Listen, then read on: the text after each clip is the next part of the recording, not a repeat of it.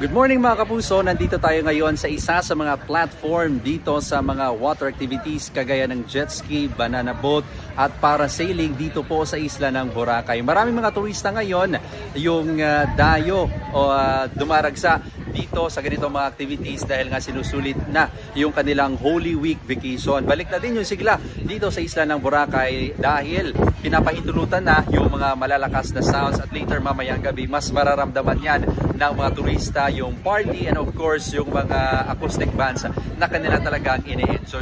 Ayon sa mga nakapanayam natin na nakausap natin dito na bahagi ng water sports activities ay tumaas daw ng hanggang 200 pesos especially yung mga bangka na gumagamit ng gasolina at diesel kagaya na lamang ng jet ski at parasailing.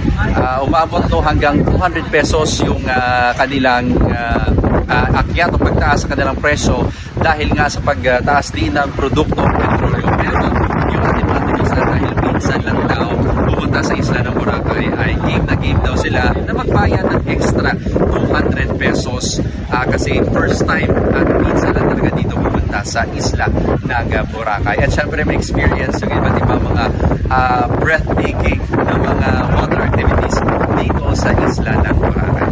So yan mo ng latest mula dito sa Boracay Island. Ako na Kapuso, Kim Salinas ng GMA Regional TV.